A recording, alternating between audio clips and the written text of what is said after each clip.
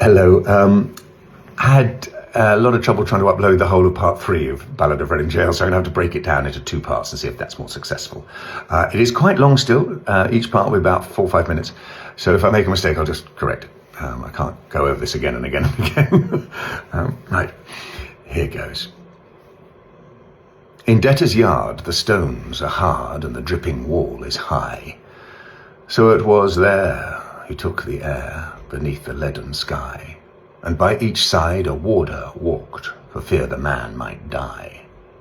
Or else he sat with those who watched his anguish night and day, who watched him when he rose to weep and when he crouched to pray, who watched him lest himself should rob their scaffold of its prey.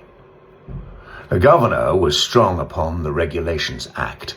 The doctor said that death was but a scientific fact, and twice a day the chaplain called and left a little tract.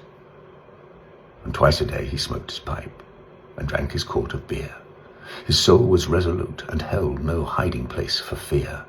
He often said that he was glad the hangman's hand was near.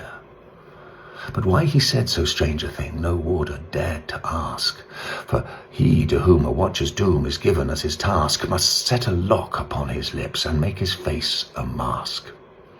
Or else he might be moved and try to comfort or console. And what should human pity do pent up in murderer's hole? What word of grace in such a place could help a brother's soul? With slouch and swing around the ring we trod the fool's parade. We did not care, we knew we were the devil's own brigade, and shaven head and feet of lead made a merry masquerade. We tore the tarry ropes to shreds with blunt and bleeding nails. We rubbed the floors and the doors and scrubbed the floors and cleaned the shining nails, and rank by rank we soaped the plank and clattered with the pails. We sewed the sacks, we broke the stones, we turned the dusty drill, we banged the tins and bawled the hymns and sweated on the mill. But in the heart of every man, terror was lying still. So still it lay that every day crawled like a weed-clogged wave, and we forgot the bitter lot that waits for fool and knave, till once, as we tramped in from work, we passed an open grave. With yawning mouth the yellow hole gaped for a living thing. The very mud cried out for blood to the thirsty asphalt ring. And we knew that ere one dawn grew fair, some prisoner had to swing. Right in we went, with sole intent on death and dread and doom.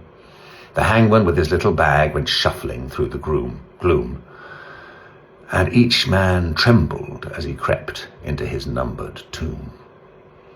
That night the empty corridors were full of forms of fear, and up and down the iron town stole feet we could not hear, and through the bars that hide the stars white faces seemed to peer. He lay as one who lies and dreams in a pleasant meadowland. The watchers watched him as he slept and could not understand how one could sleep so sweet a sleep with a hangman close at hand. But there is no sleep when men must weep who never yet have wept. So we, the fool, the fraud, the knave, that endless vigil kept, and through each brain on hands of pain another's terror crept.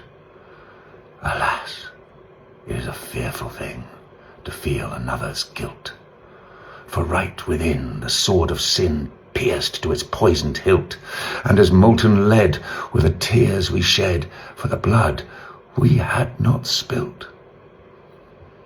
The warders with their shoes of felt crept by each padlocked door, and peeped and saw with eyes of awe grey figures on the floor, and wondered why men knelt to pray who never prayed before.